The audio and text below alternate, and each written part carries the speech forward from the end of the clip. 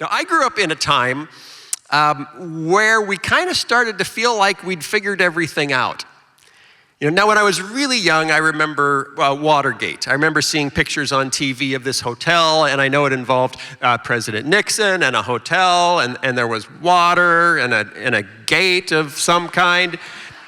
And I couldn't put all the pieces together, but I knew it was bad, but then it kind of went away. And then we had the OPEC oil crisis, and I remember my grandpa, H.H. Vischer, complaining about the price of oil, but then that kind of went away. And then we had the Jimmy Carter years, which were kind of blah, But then we got to Reagan, and it was morning in America. It's morning in America again. And then we started figuring everything out, and we figured out how to win the Cold War, and we figured out how to save the economy. And then we invented the internet, and then we figured out MapQuest. So we'd never get lost again. We'll never get lost again. And then we decided, I think we've figured just about everything out. We're probably not going to have, this is like through the 80s and then through the 90s, we're probably not going to have any more wars because I think we've figured it out. And we're certainly not going to have any more famines or droughts because I think we've figured that out. And there's no way we're going to have another global pandemic or a plague because we figured everything out.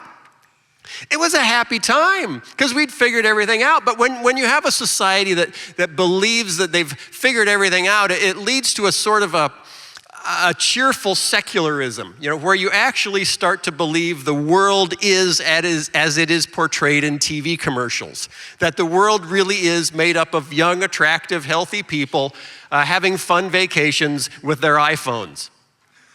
And they actually know how to use them.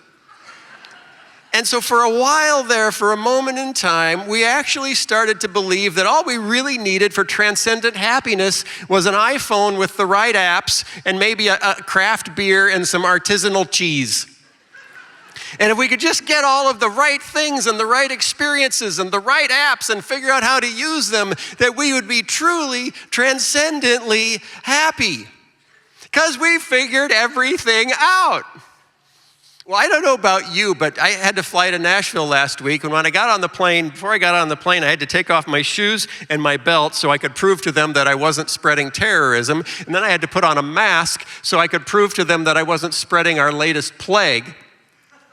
And when I hear the news about California, which is burning again, and Louisiana, which is flooding again, and New York City just had its first ever flash flood warnings, and people actually drown in their apartments, and when I hear that we just had the hottest month in recorded history in July, and Canada broke their record for all-time hottest temperature ever twice in 2 days, and Death Valley, California tied the highest temperature ever recorded on Earth in history.